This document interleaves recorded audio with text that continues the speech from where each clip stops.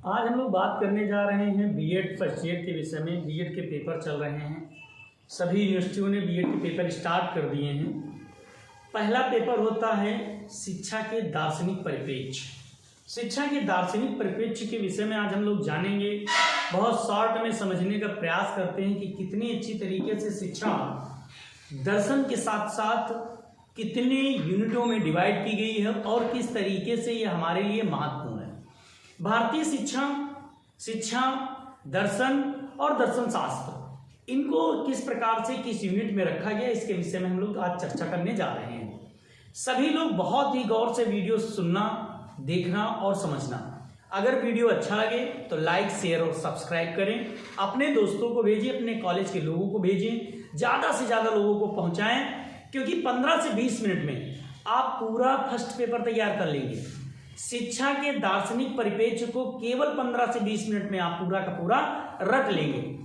Promise, अगर आप 15 से 20 मिनट अपना दे देंगे तो आपके ये जो 6 माह रहे हैं, इन 6 माह में आपने इतना अच्छा अध्ययन नहीं किया होगा जितना अध्ययन ये 6 मिनट में कर लेंगे आप। 18 मिनट, 6 महीने में जितना आपने अच्छे अध्ययन नहीं किया होगा वो केवल 3-6 मिनटों में आप अध्ययन कर लेंगे।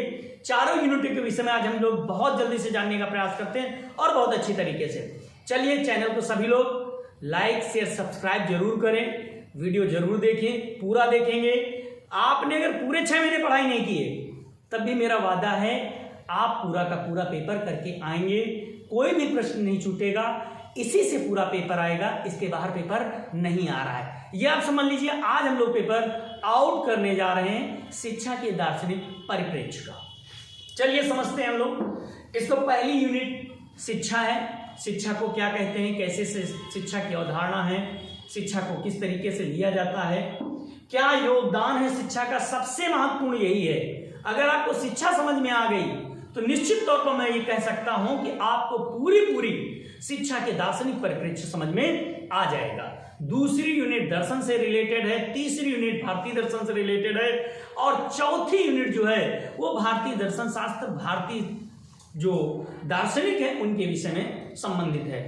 अब हम लोग पहले यूनिट के विषय में बात कर लेते हैं। शिक्षा किसे कहते हैं, शिक्षा की क्या योग्यता है, शिक्षा की क्या उपयोगिता है, शिक्षा की क्या अवधारणा है, शिक्षा को औपचारिक शिक्षा क्यों कहा जाता है, शिक्षा को अनौपचारिक शिक्षा क्यों कहा जाता है, शिक्षा और पर्यावरण क्यों संबंधित है, शिक्षा का महत्वपूर्ण योगदान, शिक्षा का बालक के जीवन में उपयोगिता, शिक्षा का दर्शन में उपयोगिता, शिक्षा का लोगों के जीवन में उपयोगिता, शिक्षा के विषय में किस मनोवैज्ञानिक ने किस तरीके से एक्सप्लेनेशन किया है। हम लोग चंद विषयों में इसको समझने का पूरा प्रयास करते हैं। आपने साइकिल देखी होगी, साइकिल को जानते हैं, हैंडल जानते होंगे, साइकिल में पैडी जानते होंगे, रिम जानते होंगे। आपने पेस्टीज खाई होगी ना, पेस्टीज। तो आपको केवल और केवल इन्हीं लोगों के नाम को याद रखना है। अगर आपने ये 4-6 दार्शनिकों के, 4-6 मनोवैज्ञानिकों के, 10 ये मनोवैज्ञानिकों के आपने नाम याद कर लिए तो मैं वादा करता हूं कि आपको ये जो डिफिनीशनें हैं आसानी से आ जाएंगी। सभी मनोवैज्ञानिकों का एक ही उद्देश्य है कि कितनी अच्छी तरीके की, कितनी अच्छे से शिक्षा को हम लोग एक्सप्लेन करते हैं, शिक्षा कैसे होती है और मानव के जीवन में कैसे उसकी उपयोगिता है। औपचारिक शिक्षा क्या है, अनौपचारिक शिक्षा है क्या है। आप दार्शनिकों का नाम याद रखिएगा, केवल इन्हीं दार्शनिकों का नाम याद रखिएगा। उसके बाद में हम बताते हैं कि इनकी परिभाषा आपको कैसे लिखना है। सबसे पहले आप रॉस, टेलर जो कपड़ा सिलता है, रॉस, टेलर, पेस्टोलॉजी, पंपोनोजी, जेम्स बॉन्ड, डीवी और इसके अलावा भी हमारे साइकिल के तमाम पुर्जे, ठीक है ना, हैंडल, चैन, पैडल, रिम, ऐसे नाम, यही सारे हमारे शिक्षा शास्त्री हैं। इन्हीं सारी मनोवैज्ञानिकों ने हमारे शिक्षा को एक्सप्लेन किया है। सभी लोगों का क्या कहना है जरा हम लोग समझ लेते हैं। दार्शनिकों का क्या कहना है। दार्शनिक सभी ये बोलते हैं कि शिक्षा वह महत्वपूर्ण उपयोगिता है जिससे मनुष्य के जीवन का वास्तविक संचालन होता है। आप किसी भी दार्शनिक के विषय में इस तरीके से पढ़ेंगे, शिक्षा मानव जीवन को उन्नति प्रदान करता है, शिक्षा मानव को प्रगतिशील बनाता है, शिक्षा मानव के भविष्य को उजाला देने का कार्य करता है, शिक्षा मनुष्य के लिए ऊर्जा के रूप में कार्य करता है। ऐसी तमाम परिभाषाएं आप स्वयं निर्मित कर सकते हैं और स्वयं बना सकते हैं। आप कोई बच्चे नहीं हैं, आप बीएड कर रहे हैं। अगर आप बीएड और बीटीसी जैसा कोर्स, एमएड जैसा कोर्स कर रहे हैं, शिक्षक बन रहे हैं, तो ये आपके लिए अत्यंत महत्वपूर्ण है कि आप भी एक दार्शनिक बन जाइए। कितना अच्छा! अवधारणा क्या है? अवधारणा का मतलब शिक्षा कितनी अच्छी तरीके से एक्सप्लेन होती है। शिक्षा क्या है, लोग शिक्षा के विषय में क्या सोचते हैं, शिक्षा की औपचारिक व्यवस्था क्या है। शिक्षा को औपचारिक रूप से हम लोग कहते हैं जो विद्यालयी शिक्षा ली जाए, जो संग्रहालय में शिक्षा ली जाए, जो हम लोग कक्षा 1 से लेकर के graduation, BEd, BTC, MEd, MPhil, NET, PhD करते हैं, ये हमारी औपचारिक शिक्षा है। शिक्षा शब्द ही इतना महत्वपूर्ण है, सीखा। शिक्षा माने क्या होता है? सीखा। क्या हम औपचारिक शिक्षाएं लेते हैं? हम लोग सिर्फ औपचारिक शिक्षा नहीं लेते हैं, हम लोग अनौपचारिक शिक्षा भी लेते हैं। जैसे हम लोग रास्ते में चलते हैं तो कुछ ना कुछ हम लोग सीखते रहते हैं। हम लोग लंच में बैठते हैं, बच्चों के साथ रहते हैं, इधर उधर घूमते हैं, टहलने जाते हैं, हम लोग कहीं जाते हैं, बाजार जाते हैं, शॉपिंग करने जाते हैं, कहीं भी जाते हैं, तो हम लोग जरूर कुछ न कुछ सीखते रहते हैं। तो जो इस तरीके से सीखा जाता है उसे अनौपचारिक शिक्षा के अंतर्गत रखा जाता है, और जो हम लोग किताबों से सीखते हैं उसे हम लोग औपचारिक शिक्षा कहते हैं। औपचारिक का मतलब होता है जो हम लोग क्लास में पढ़ते हैं, अनौपचारिक का मतलब होता है जो हम लोग बाहर पढ़ते हैं, जो हमको ज्ञान हो जाए। हम लोगों को ज्ञान किताबी ही नहीं होता है, सामाजिक ज्ञान भी होता है, राजनीतिक ज्ञान भी होता है, नैतिक ज्ञान भी होता है, मूल्यवान ज्ञान भी होता है। यही सारे हमारे जो ज्ञान हैं, यही हमारे शिक्षा के महत्वपूर्ण योगदान है। इसी तरीके से आप उनकी उपयोगिता लिख सकते हैं, शिक्षा का वर्णन कर सकते हैं, 4-5 हेडिंगें बना करके पूरा लॉन्ग क्वेश्चन लिख सकते हैं। शिक्षा की उपयोगिता, शिक्षा की विशेषता, शिक्षा का उद्देश्य, शिक्षा की वर्तमान अवधारणा, शिक्षा की मनुष्य के लिए आवश्यकता। आपको अगर ये 5-6 हेडिंगें बनाना सीख गए तो आप पूरी की पूरी यूनिट शिक्षा आपको आ जाएगी। औपचारिक शिक्षा एवं मनुष्य, औपचारिक शिक्षा एवं व्यक्तित्व, औपचारिक शिक्षा एवं बालक, इस तरीके से आपको वर्णन करना है। अनौपचारिक शिक्षा के विषय में सीखना है। टीवी से सीखा जाता है, रेडियो से सीखा जाता है, समाज से सीखा जाता है, खेल से सीखा जाता है, नेट से सीखा जाता है। आजकल तो हम लोग मोबाइल से बहुत सारी चीजें सीखते हैं, नहीं सीखते हैं। सकारात्मक शिक्षा और नकारात्मक शिक्षा, हम लोग दोनों तरीके की शिक्षाओं को धारण करते हैं। सकारात्मक शिक्षा हमारी जो हमारे जीवन के लिए अत्यंत महत्वपूर्ण और उपयोगी होती है, हम लोग उसको सकारात्मक शिक्षा कहते हैं, सकारात्मक सोच कहते हैं। नकारात्मक शिक्षा वो ऐसी शिक्षा जो हमको नकारात्मक रूप से आगे ले जाए, नकारात्मक विषय में, ऐसी शिक्षा को नकारात्मक कहते हैं। जैसे सिगरेट पीना, पान खाना, मसाला खाना, धूम्रपान करना, ये सभी हमारी ऐसी, या कोई भी व्यसन हो, गलत व्यसन जिसको हम लोग कहते हैं, वो हमारी सभी नकारात्मक शिक्षा के अंतर्गत आती है। सभी छात्र जानते हैं कि सभी लोग किसी न किसी दोस्त, मित्र, यार, साथी, सहेली के चक्कर में ही गलत कार्य करते हैं। तो ये जो गलत कार्य हम लोग करते हैं, ये हमारे लिए सीखा ही हुआ होता है ना, और यही जो हमने सीखा हुआ होता है, यही हमारी नकारात्मक शिक्षा होती है।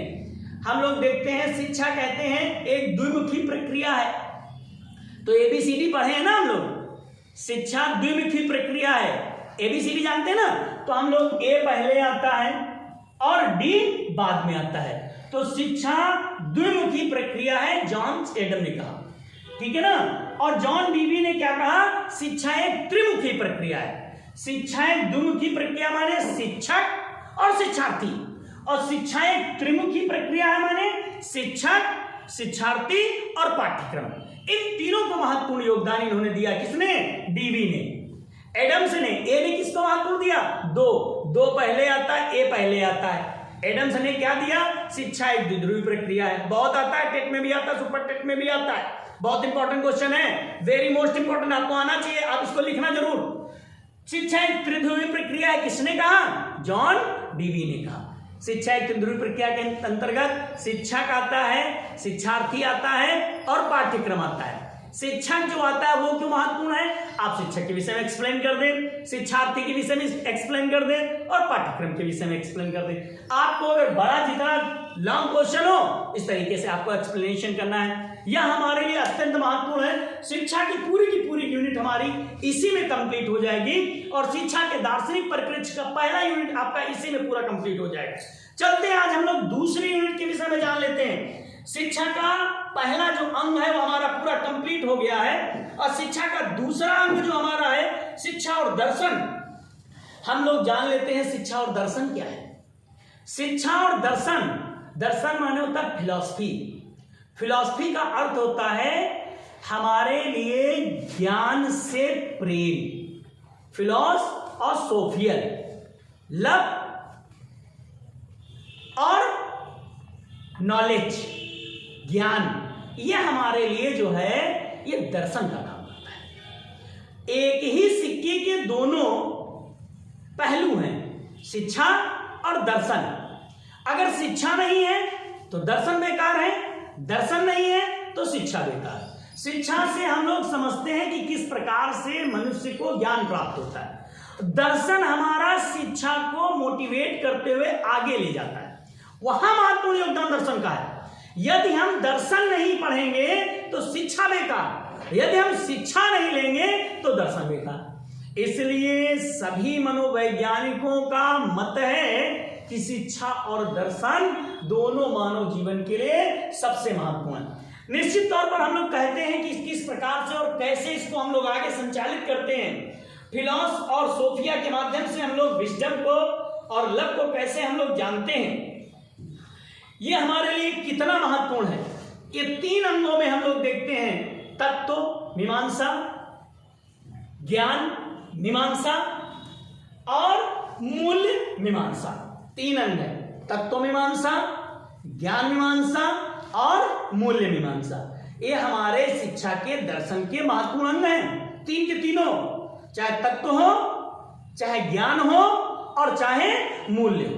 इन तीनों को हमको अध्ययन करना होता है, इन तीनों के विषय में लिखना होता है। यही हमारे लिए तीनों अत्यंत महत्वपूर्ण होते हैं, यही हमारा महत्वपूर्ण दर्शन है। इसी के अध्ययन को हम लोग एक्सप्लेन कर देते हैं और शिक्षा के दर्शन का दूसरा यूनिट हमारा पूरा क्या हो जाता है, लगभग इसी के अंतर्गत कंप्लीट हो जाएगा। शिक्षा का दर्शन पर प्रभाव कैसे पड़ता है, शिक्षा का दर्शन में उपयोगिता कैसे है, शिक्षा हमारे लिए उद्देश्यपूर्ण क्यों है, ऐसा हम लोगों ने पहली यूनिट में पूर्ण रूप से पढ़ लिया।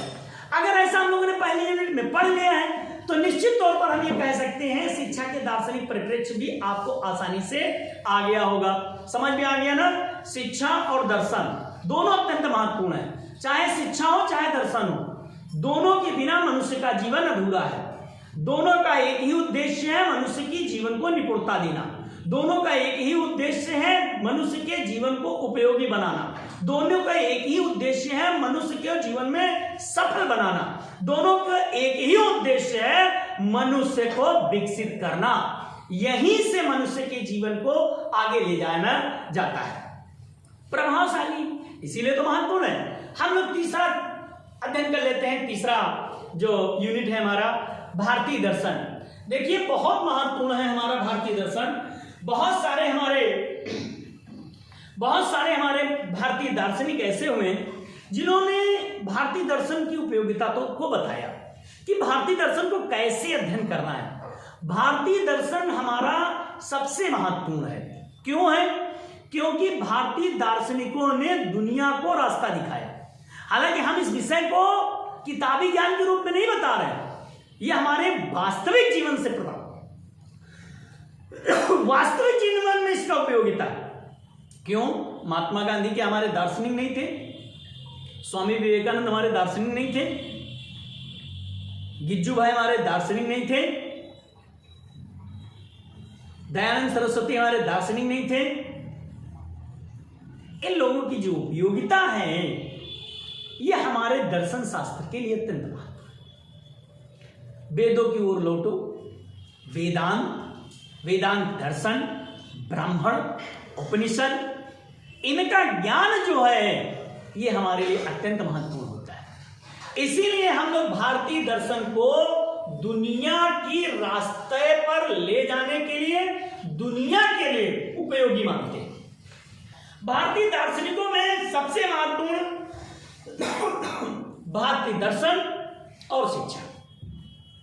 अगर हम भारतीय दर्शन की बात करें तो ये जितने भी हमारे वेदांत हैं, वेद हैं, उपनिषद हैं, ब्राह्मण हैं, इन सभी की हमारे शिक्षा में उपयोगिता होती है।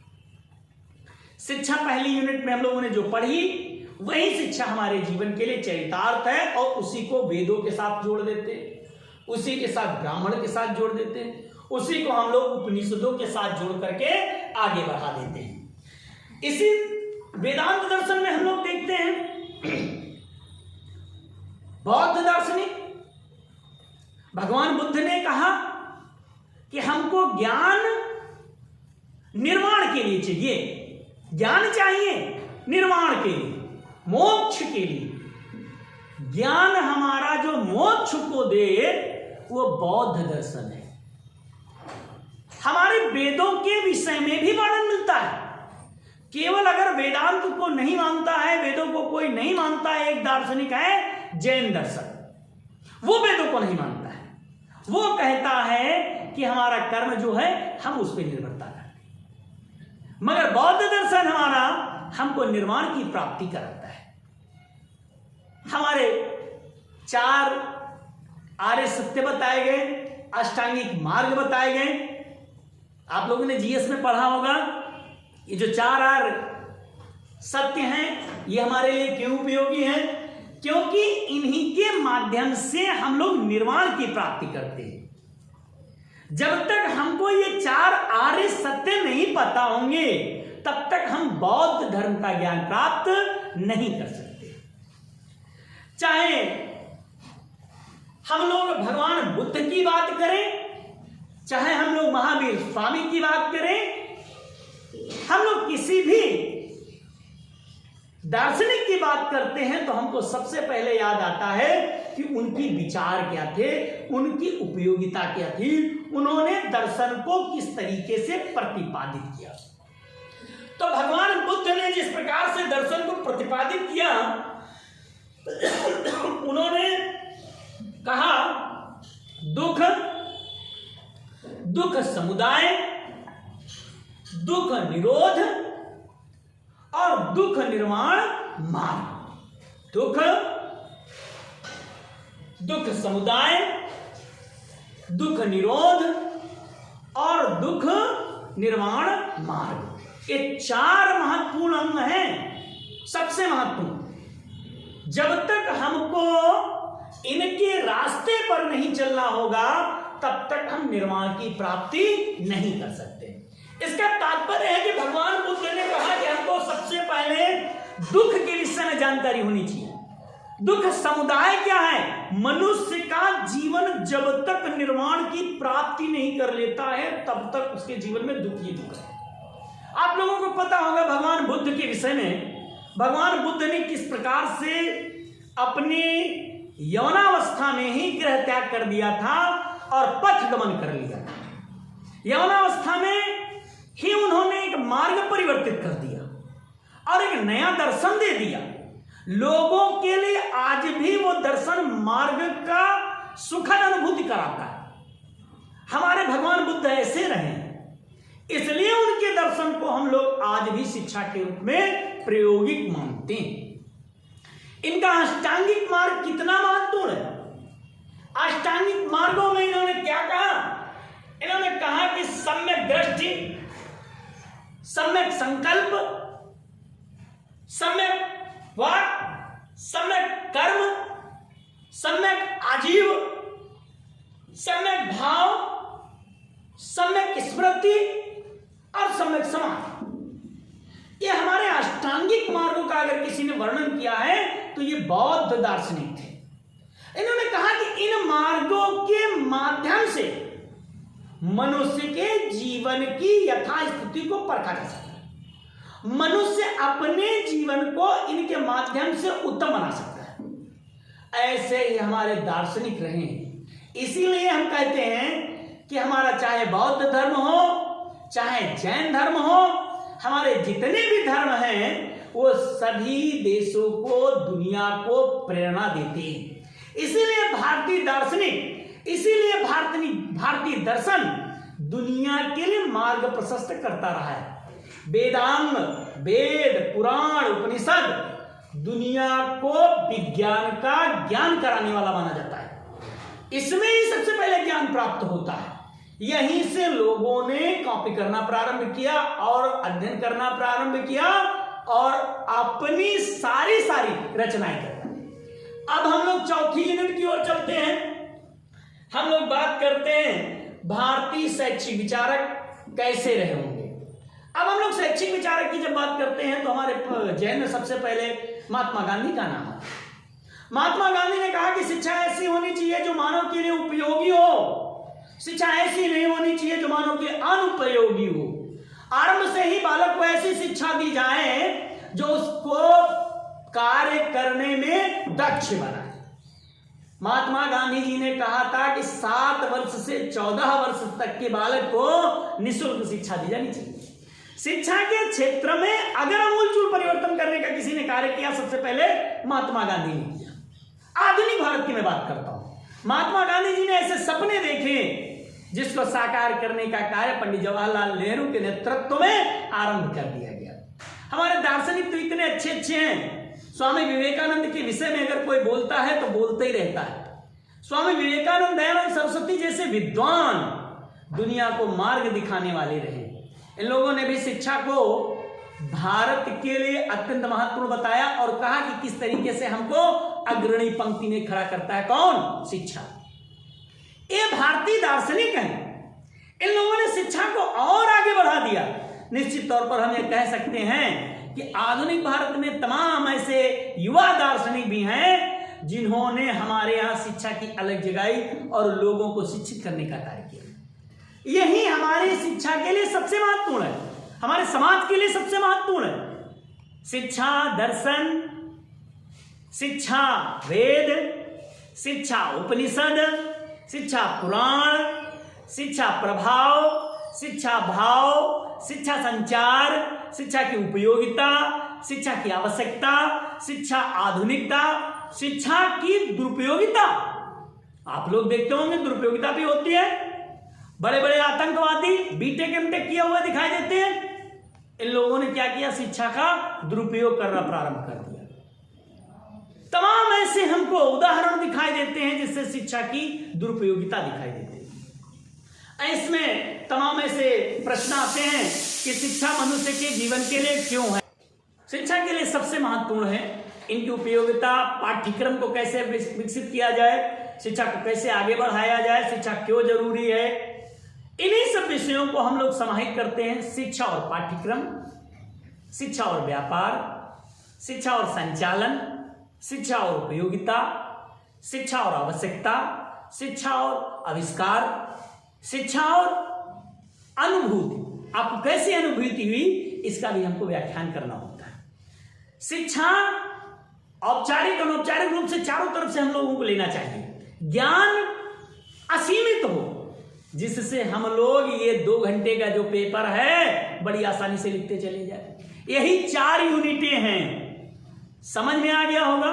इतना अगर आपको आ जाएगा तो आपका पेपर नहीं छूटेगा। पूरा क्वेश्चन करिए, सारा पेपर हमको सॉल्व करना है और इतने ही पेपर से हमको सारा ज्ञान ले लेना है। ठीक है, 100% मैं आपको बता रहा हूं। अगर आपने इतना वीडियो अच्छे से देख लिया, समझ लिया, तो आपको पूरा वीडियो से पेपर मिलेगा और पूरा आ जाएगा।